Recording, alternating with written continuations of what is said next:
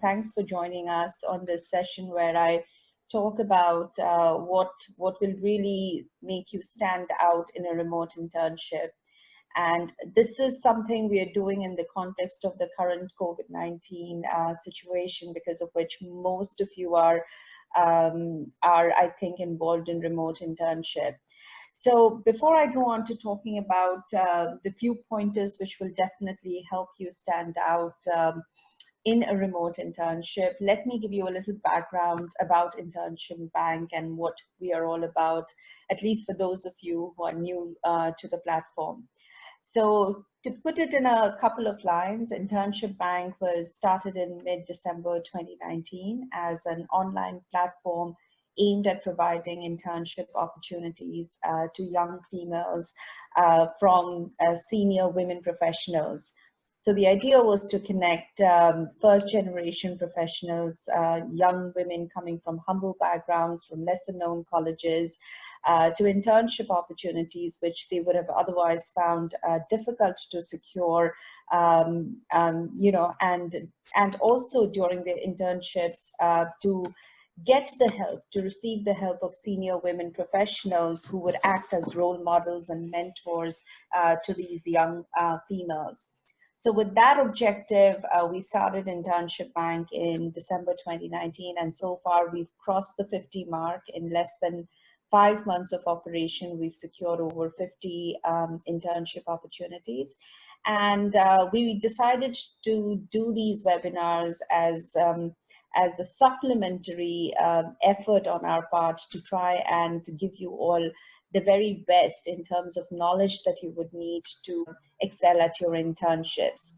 Now, I will try and keep this webinar to the point, and it will not be a lengthy webinar that perhaps most of you are used to, simply for two reasons. We have a Zoom limit on time, and also because I really want you all to pick on the points that I'm telling you so that it's absolutely clear as to what is required from all of you during your remote internships.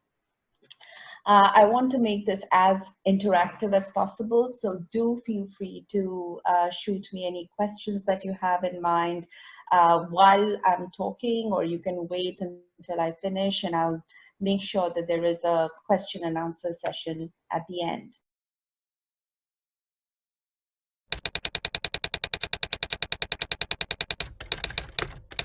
Okay, now coming to the crux of the topic, remote internships definitely are very different from in-person internships. And given the fact that your superior will not be able to watch you at work, it is very important for you to keep a few things in mind. And to excel, if someone were to ask me, what are the 4 points? What are the 4 points that a candidate must keep in mind to excel in remote internships? My to-the-point response would be, firstly, managing expectations. And I'll deal with each of these points in detail later. But first would be to definitely manage expectations between your superior and yourself. So there should be a clear measure of expectation between the two of you. Secondly, communication. It is so important to communicate. Communication is the key out here, given the fact that the person cannot really see you while you're interning or you're working hard. The third is being professional, yeah? And the fourth would be to create relationships.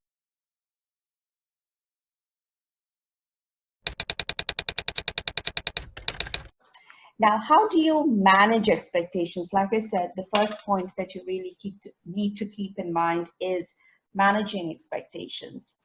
So how do you manage expectations, and why is it so important in the context of a remote internship? And that is because when you are interning remotely, the expectation is you're almost available 24/7 at the superior's disposal. So it's very important for you to lay out the expectation regarding the number of hours you will be able to commit to that particular project, expectations regarding the number of hours where you will be immediately responsive to a message, as opposed to other hours where you may not be that responsive to messages or email communications. So just by way of example, I think when you get an internship offer, it is so important for you to pick that phone up or to write a brief email to your superiors saying that, thank you for the opportunity. I just wanted to have a quick call with you to understand the expectations out of myself. And then it becomes a very easy process, because every organization will have a different set of expectation regarding work hours, regarding how you should communicate. And then you get to know that from the person, from the organization itself. So gives you that work-life balance. If you don't have this communication, what will end up having is your superior might just message you at a time when you are perhaps engaged in something else. So it's important to set that expectation level of when you will be available very clear at the very start. Now, this is not to say at all that you will only be working from 9 a.m. to 6 p.m., right? Because work doesn't come that way. And unfortunately, with the COVID-19 situation, everyone is trying to do everything possible to try and help. So your work situation could be that work may come very well after 6 p.m. Then in that case, what do? You tell the person that, ma'am, I will be immediately available, be very responsive between 9 a.m. to 6 p.m. But beyond those hours, if it's all right with you, I will be checking my emails once in every 2 hours or once in every 1 hour. So what that does is, if your superior shoots an email beyond these hours, there is not an expectation for an immediate reaction or a response from your side. And it really helps to smoothen out the expectation and the understanding between your superior and yourself. So do keep this in mind. Your first email or your first call should discuss this as to what your work hours should be. What is the time when you would be readily available to respond to messages, and what are the hours when she may not be expecting ready communications from your side? And if not, what is the frequency at which you will be communicating?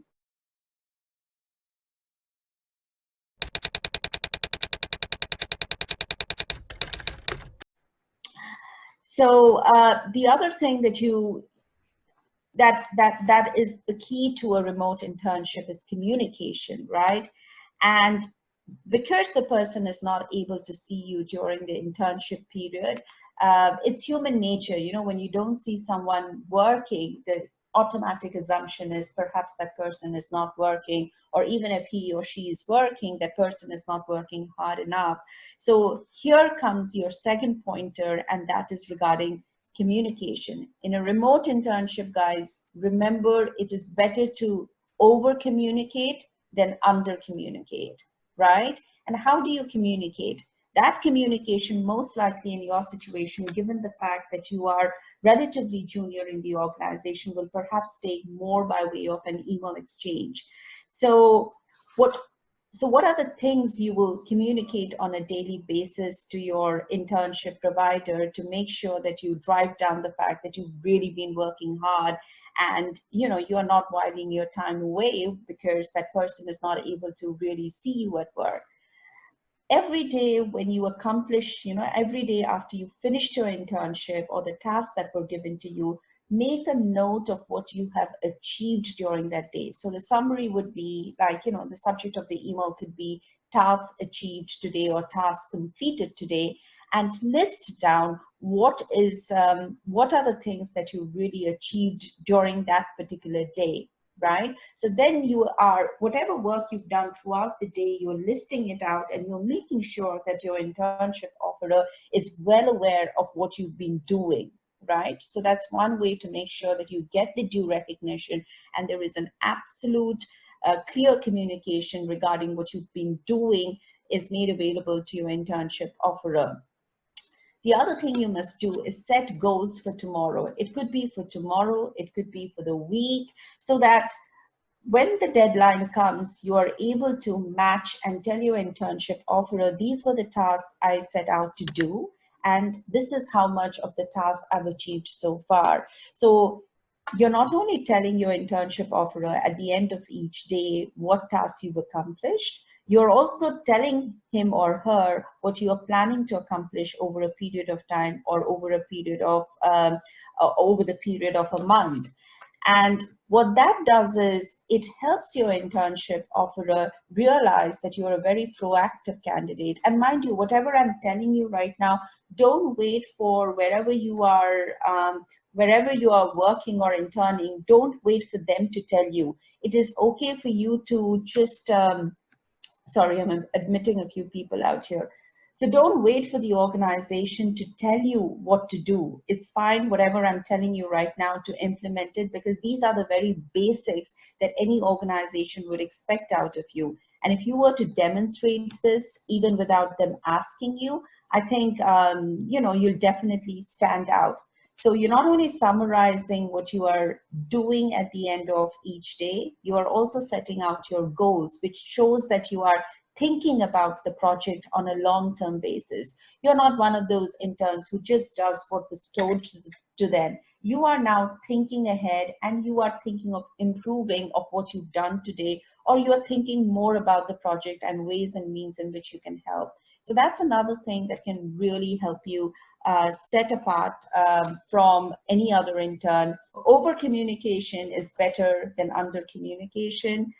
If you are reporting to one particular person who is maybe not the most senior boss, but say somewhere in the mid-level, what you should then do is, of course, report to that person, but also try and CC the ultimate boss, because it's so important that everyone should get to know what the work you're doing, and you should be given the due credit. Now, if your immediate boss tells you not to CC their superiors, then do follow the instruction. Then don't go and CC simply because I've told you to CC. The idea is these should be your first pointers, and then you kind of tailor make this to your own situation, right? So over communication is better than less communication. Set your goals, tell them what you've achieved at the end of the day. The other important thing is, remember, during this period of COVID-19, everyone's working from home. So can you imagine how many emails your superior must be getting every minute, every second? So put yourself in his or her position. Would you, in his or her position, wanted to receive an email which was long, which had too much information? I'm sure you wouldn't, right? Because you are trying to now get by and read through the zillion emails that have hit your inbox. So what you should try and do is, the emails that you are sending across to your superior, make sure those emails are brief. So something that would normally take you 20 words, try and put it into 10 words without losing the essence. Try and make your superior's life as easy as possible. So that could be an email in the form of simple pointers. It could be, very brief email, telling her, this is what I understand.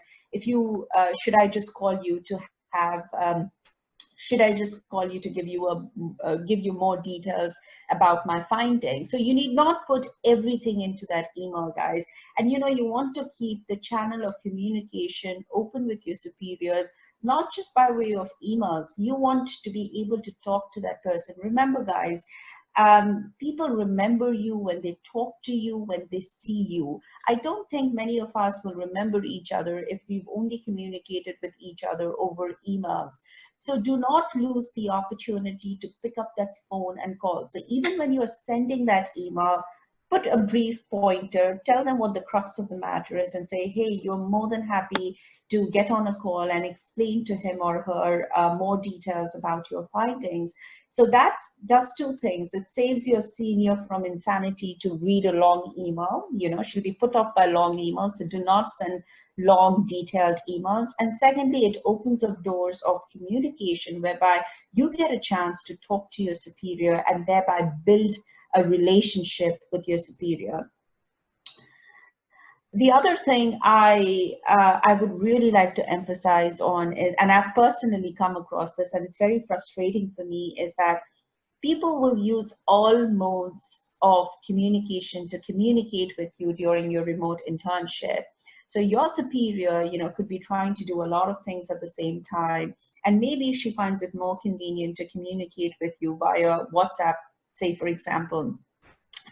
Please make sure, if you think your superior communicates with you more via WhatsApp, or that's her preferred way of communicating, make sure you are readily available on WhatsApp.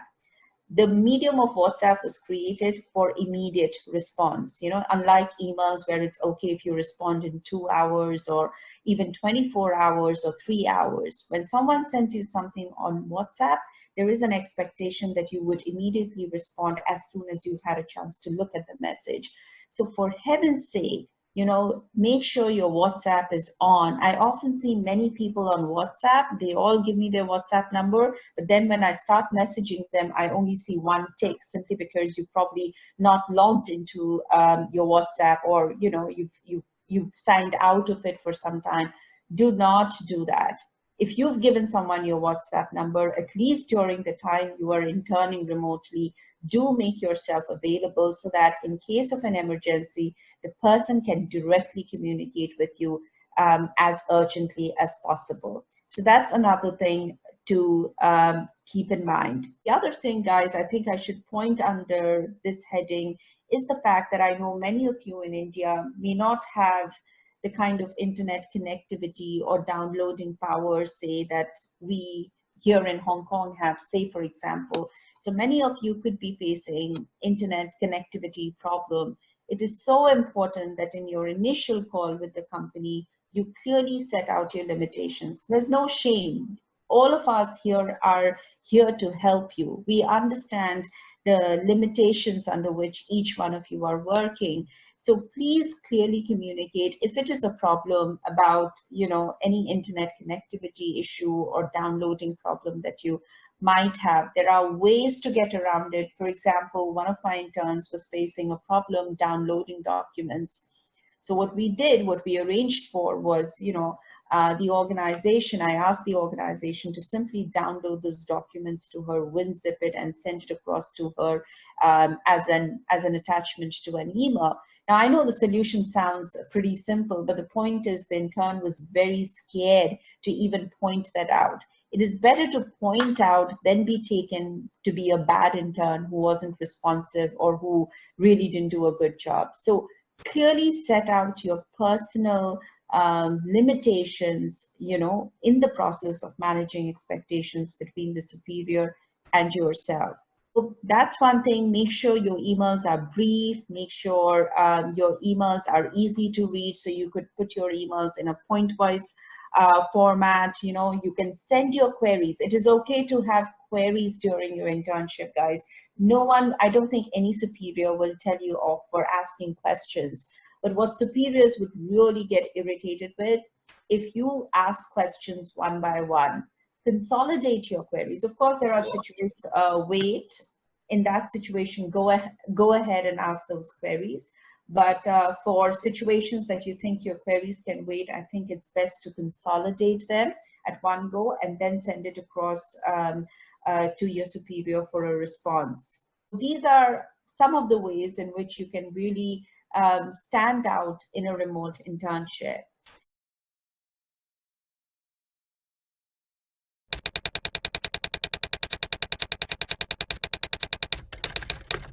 Now, the last 2 points that I want all of us to think about is building relationships. It is so important that the goal of every internship, not just the internships that you get via internship bank, the goal of any internship for you should not just be to complete the task that was given to you or get a good review, of the internship that you are engaged in, and finish, close the chapter, put it in your CV, rattle out at the time of your interview that this is what you did. That shouldn't be your goal. That should be a sub goal for you. Your goal for every internship should be to create relationships, be in touch with that person even after your internship period has ended.